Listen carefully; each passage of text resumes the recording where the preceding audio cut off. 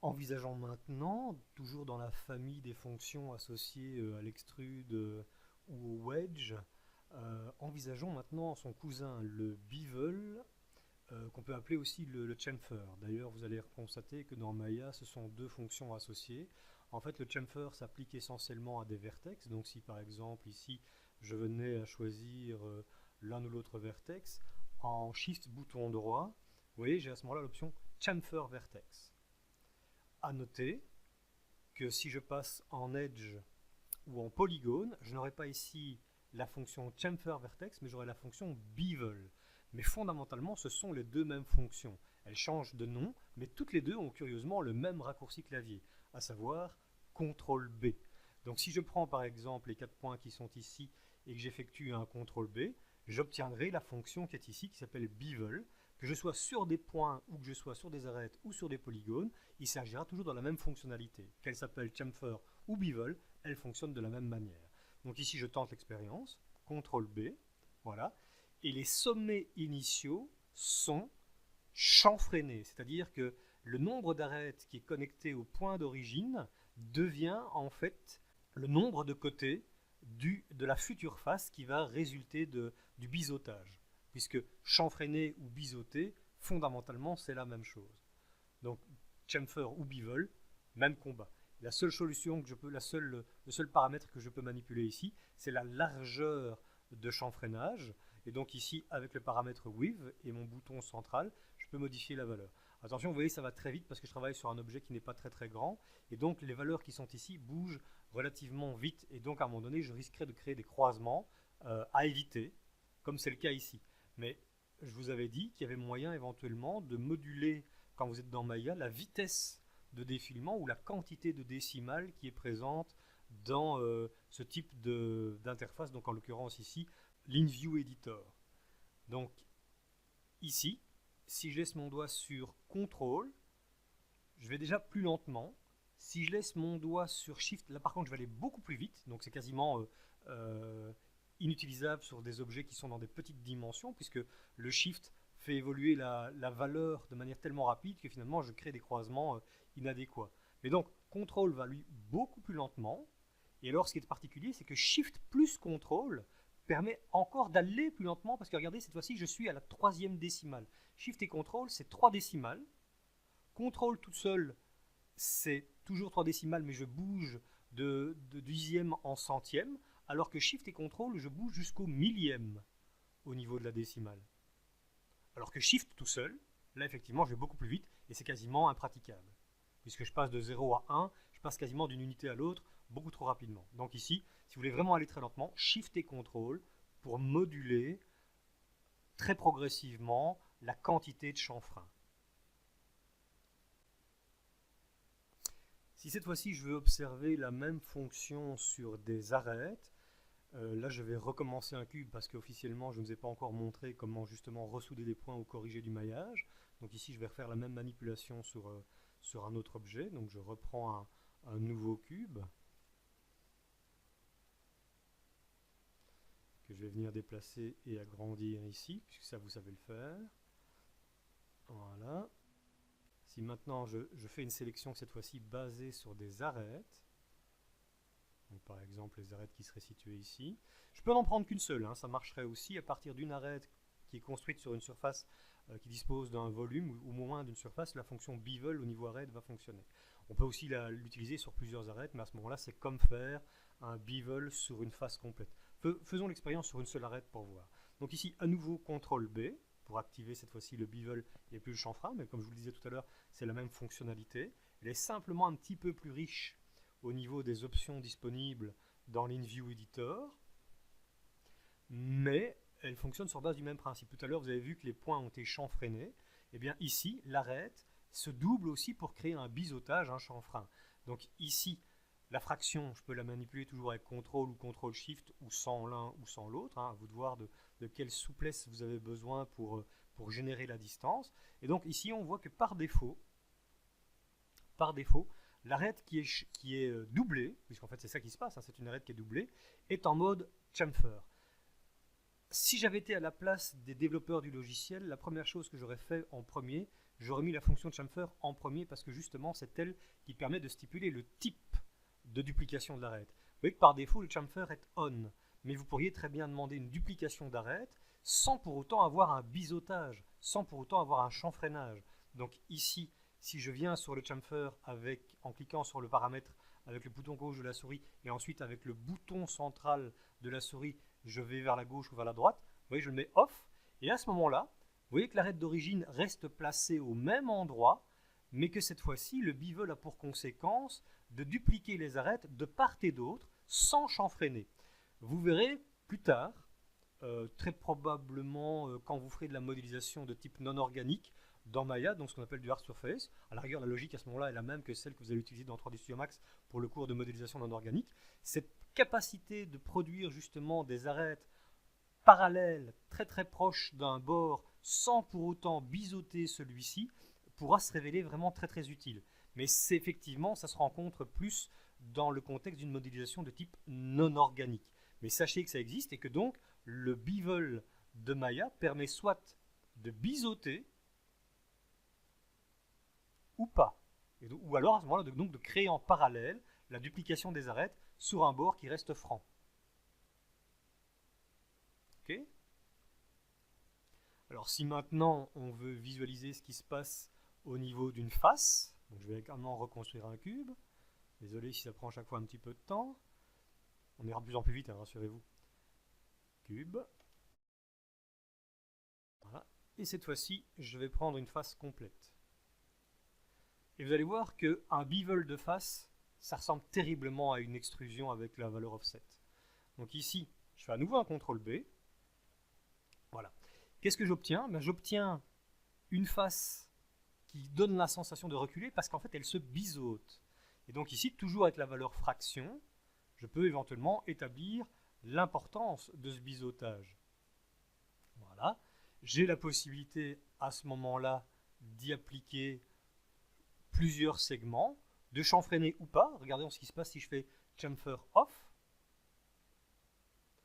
Regardez, c'est la même logique que tout à l'heure sur les arêtes. Si je fais un chamfer off, il garde le bord franc d'origine, mais il reconstruit des arêtes à l'intérieur et à l'extérieur pour créer en fait finalement des bords parallèles. Et ça reste quand même intéressant. Donc je reviens en chamfer on. Voilà. Ce que je peux éventuellement faire, c'est modifier la quantité de segments. Et alors, à partir du moment où j'ai plus d'un ou deux segments, je peux stipuler si je veux avoir, si le chanfrein est actif, si je veux avoir un bord qui part vers l'extérieur ou vers l'intérieur, avec simplement la partie ici def. Donc si je laisse mon def à une valeur de 1, je vais avoir un bord qui va être convexe, alors que si je mets la valeur à moins 1, je vais avoir un bord concave, qui rentre en biseautage ou en chanfreinage vers l'intérieur. Très pratique pour ce qui est de la réalisation de tout type de moulure. Voilà. Et donc ceci, ça marche aussi sur des edges, hein, il faut le savoir. Donc si à un moment donné, je viens sur un objet un petit peu plus complexe, que je prends par exemple certaines edges, j'ai fait au préalable quelques sélections nommées pour gagner un petit peu de temps, donc des fameux Quick Selection Set. Donc si vous avez regardé les vidéos dans l'ordre de leur numéro, normalement vous devez savoir de quoi il s'agit. Donc ici, j'ai simplement pris par exemple toutes les arêtes qui sont situées sur le contour supérieur. Voilà, elles apparaissent ici. Et donc si je les passe en bevel, donc là je ne suis plus en mode face mais en mode arête, donc je fais à nouveau un CTRL B. J'ai donc le biseautage qui est actif ici. Je vais jouer sur la quantité de segments. Donc là vous voyez que je suis en mode positif, donc je suis à une valeur de 1, donc j'ai un arrondi qui est convexe. Et donc si je le descends à moins 1, je serai sur un arrondi qui sera concave. Voilà. Donc effectivement, s'il s'agit de travailler en moulure sur un bord d'objet, ça pourrait être très pratique. Et c'est pour ça que je disais tout à l'heure qu'effectivement, ça se rencontrera beaucoup plus dans les modélisations de type non organique. Ceci dit, ce qui reste intéressant, c'est qu'à partir du moment où une arête existe, et si vous arrivez à la sélectionner par exemple sur tout le pourtour d'un objet, donc si vous sélectionnez un edge loop, eh bien le simple fait de faire un CTRL B sur une arête qui n'est pas située sur un angle, eh bien permet au minimum de dupliquer l'arête. Donc si je fais un CTRL B à nouveau, hop, en jouant avec la fraction et éventuellement, je ne le ferai pas ici, mais éventuellement avec la quantité de segments, vous voyez que rapidement, le bevel sur un edge loop permet de recréer des arêtes localement très proches, en parallèle, de l'arête d'origine. Et ça, c'est une chose qui peut rester intéressante quand vous travaillez en modélisation de type organique. Donc si par exemple vous avez un doigt ou un bras et que vous sélectionnez un edge loop et que vous voulez simplement dupliquer l'arête pour ne pas être obligé de reconstruire l'arête mais de simplement de la dupliquer, eh bien à ce moment-là, le bevel peut devenir intéressant parce qu'il peut construire de part et d'autre d'une arête existante une arête parallèle directement à proximité. Et donc là, il y a quand même un gain de temps possible. Donc n'oubliez pas ce concept-là qui pourrait être intéressant. On l'utilisera notamment quand on fera des animaux. Donc quand on fera, je pense que cette année-ci, on va se faire un petit dragon de type cartoon. Vous verrez qu'on utilisera régulièrement cette fonction de bevel d'arête pour dupliquer une arête existante. Et pas pour biseauter une partie de l'objet. Ce à quoi le bevel sert à l'origine. Donc ici, je vais diminuer un tout petit peu. Par exemple, je ne vais faire que 2 segments, voilà. Et donc, à partir de ce moment-là, ça peut devenir intéressant. Je peux facilement sélectionner tout un face loop directement. Donc, Shift double-clic sur l'arête qui est voisine d'une arête déjà sélectionnée. Donc, à ce moment-là, vous voyez bien que par transparence, j'ai sélectionné tout le contour. Je peux lui donner une épaisseur de manière traditionnelle avec un extrude, ça vous connaissez maintenant. Donc ici, un thickness pour avoir un bord constant sur tout le contour. Et si je veux biseauter dans un sens ou dans l'autre, eh bien le bevel va me permettre de le faire. Donc imaginons que je prenne par exemple l'arête qui est ici et que je veuille créer un arrondi autour de cet angle-là. CTRL B, voilà, je choisis mon nombre de segments. J'écarte éventuellement si je veux un arrondi plus ou moins progressif. Vous voyez qu'il peut y avoir éventuellement des petits bugs, hein. C'est-à-dire que généralement ça fonctionne, mais parfois on peut rencontrer, comme c'est le cas ici, on peut rencontrer des petits soucis. Il n'est pas capable apparemment d'établir une distance suffisamment grande sans créer un décalage. Il est apparemment un petit peu gêné. Je vais voir si je peux éventuellement l'aider ou pas. Ouais, par exemple ici, voilà, avec le meter, donc avec la notion qui permet de gérer justement la structure des bords, vous pouvez éventuellement de temps en temps, quand vous avez un petit bug qui apparaît en changeant éventuellement le meter lang ou le type de metering, vous allez pouvoir éventuellement vous en sortir. C'est un détail, hein. Généralement ça marche, vous aurez rarement besoin de venir travailler sur ces deux valeurs-là. Normalement, vous pouvez, dans 80% des cas, vous pouvez les laisser toutes les deux en mode auto. Mais au moins comme ça, je vais jusqu'au bout de mon explication. Je vais rajouter un segment de plus. Vous voyez, là ça va. Je vais élargir un petit peu la fraction.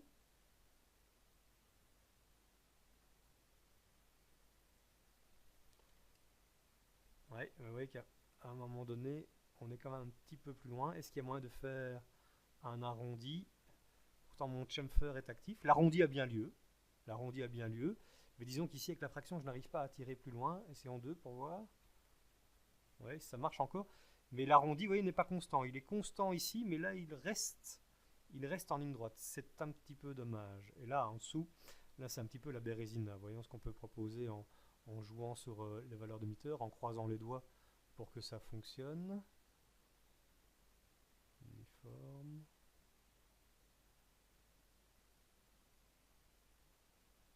Voilà. Ici, vous voyez, en chipotant, en cherchant un meilleur rapport de gestion de la courbe ou du rattachement au niveau du metering, j'arrive à produire l'effet arrondi que j'aurais souhaité dès le départ. Donc on peut toujours y arriver, hein. Donc voilà, là c'est bon, imaginons que je valide.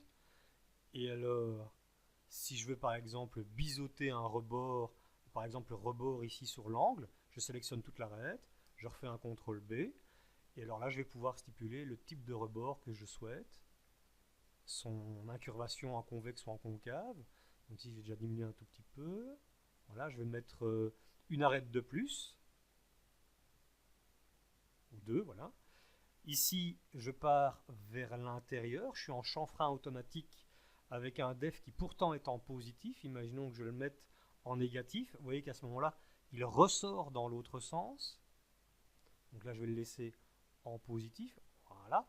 Imaginons que cette valeur, à savoir la courbure progressive du rebord, son nombre d'arêtes et l'inclinaison vers l'intérieur soit bonne. Je peux très bien enregistrer ces paramètres-là. Donc, comme avec un extrude, j'ai la possibilité de le faire effectivement un copy attributes.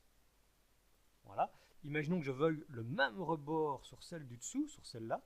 Je la sélectionne, je fais un CTRL B et je lui fais ici un Paste Attribute. Voilà.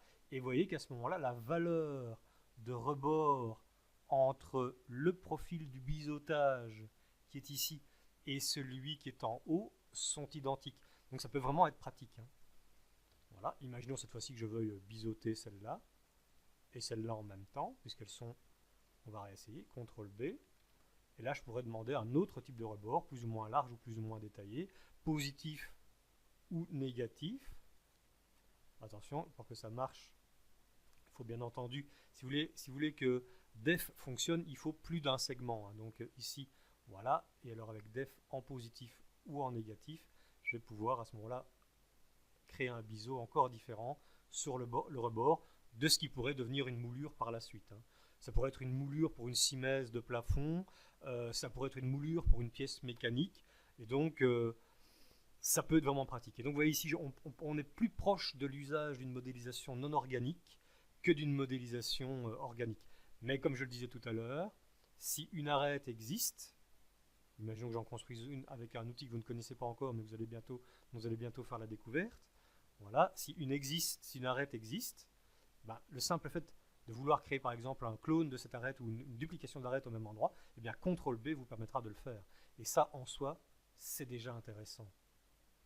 Notamment quand vous allez vouloir rajouter du détail sur certaines parties organiques d'un objet. Voilà, donc retenez surtout la capacité de dupliquer une arête et éventuellement de biseauter un rebord sur une arête ou sur une face.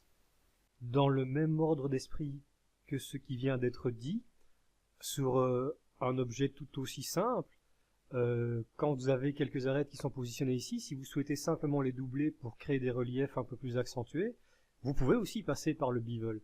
Donc si à un moment donné vous sélectionnez une succession d'arêtes, par exemple ces deux edge loopsy, et que vous les passez au bevel, donc CTRL B, vous voyez bien tout de suite que vous pouvez dupliquer de manière parallélisée les arêtes de manière finalement assez simple, pour ensuite envisager une extrusion de ces polygones-là ou des polygones voisins dans un sens ou dans l'autre.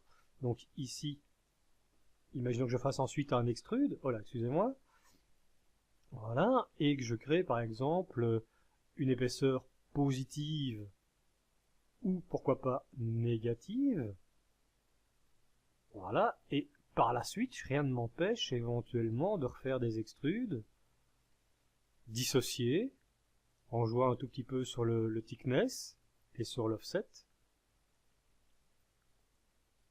Et les deux edges parallèles qui ont été biseautés servent à ce moment-là à fissurer la surface générale de l'ensemble. Donc je refais par exemple encore un extrude ici,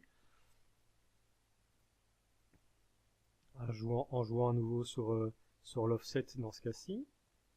Voilà. Et si je prends la peine de déplacer un tout petit peu les polygones en hauteur ou de rejouer un tout petit peu sur les points, je vais donner la sensation légère, on est bien d'accord, que il y a une irrégularité dans la surface.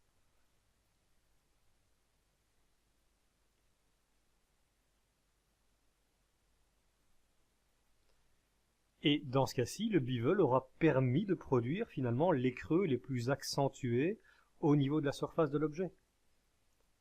Voilà un exemple concret de l'intérêt du bevel. Il y en a d'autres. Hein.